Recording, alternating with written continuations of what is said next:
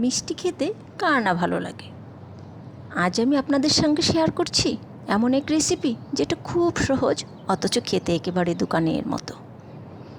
হ্যাঁ, আজ বানাবো ছানার পুডিং, মাত্র 4টি উপকরণে। গড়ে থাকা জিনিস দিয়ে তৈরি হবে এই অসাধারণ পুডিং। আপনি দেখছেন আমার টুকিটাকি। চলুন শুরু করা যাক।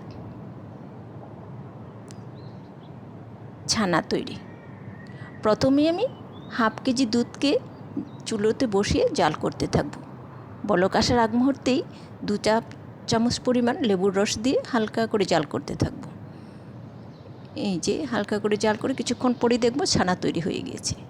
ছানাটা আমি একটা ছাঁকনি দিয়ে ছেঁকে আলাদা করে নেব। পানিটা চেপে চেপে বের করে আলাদা করে নেব। আমার এখানে হাফ কাপ পরিমাণ পর্যন্ত ছানা হয়েছে। এই যে আমার চিনি একটা মোল্ডে নিয়ে চুলোতে বসিয়ে সোনালি রং করে ক্যারামেল তৈরি করে নেব। এই যে যা যা উপকরণ লাগছে, চিনি লাগবে 1/3 কাপ পরিমাণ, ডিম লাগবে 3টি, হাফ কেজি দুধকে আমি জাল করে অর্ধেক করে নিয়েছি, আর ছানা যে হাফ কাপ পরিমাণ ছানা তৈরি হয়ে গেল সেটা, আর ভ্যানিলা এসেন্স লাগবে 3 ফোঁটা। এই উপকরণ দিয়েই আমার সুন্দর মজার ছানার পুডিং তৈরি হয়ে যাবে। প্রথমে একটা ব্লেন্ডার জারে একে একে 3টি ডিম ভেঙে নেব। ডিম 3টি দেওয়ার পর এখানে দিয়ে দিব 1/3 কাপ পরিমাণ চিনি।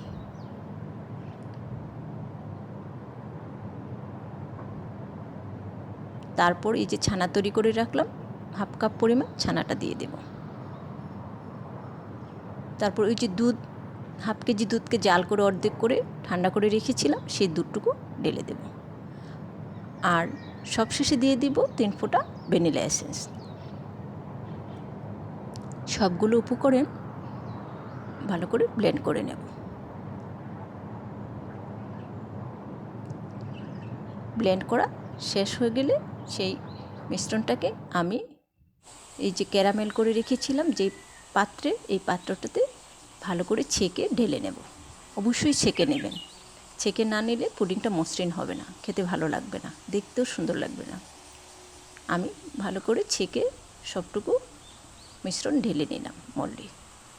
এখন এই মোলটাকে ঢাকনা লাগিয়ে চুলোতে চলে যাব। চুলোতে একটা বড় পাতিলে একটি স্ট্যান্ড বসিয়ে সেই মোলটা, পুডিংয়ের মোলটা বসিয়ে একটু পানি দিয়ে ঢেকে রাখব। ঢেকে দিয়ে 30 থেকে 40 মিনিট মাঝারি আঁচে জাল করতে থাকব।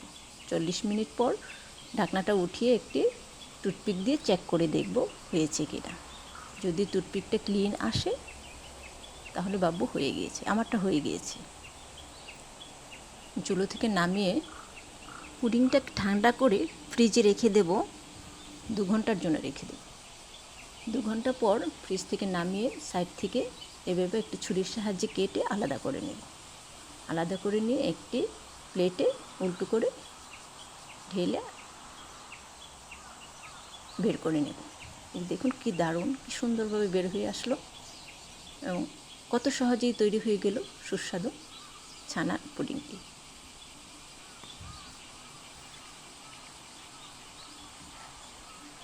দেখলেন কত সহজে তৈরি হয়ে গেল এই সুস্বাদু ছানার পুডিংটি।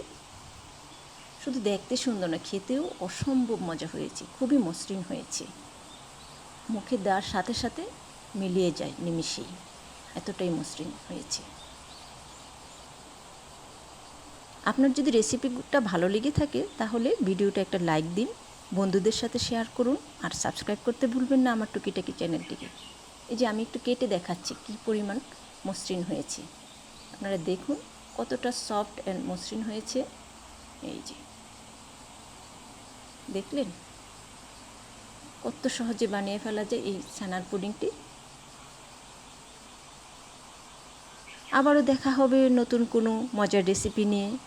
সেই পর্যন্ত ভালো থাকবেন, সুস্থ থাকবেন, নিরাপদে থাকবেন। আল্লাহ হাফেজ।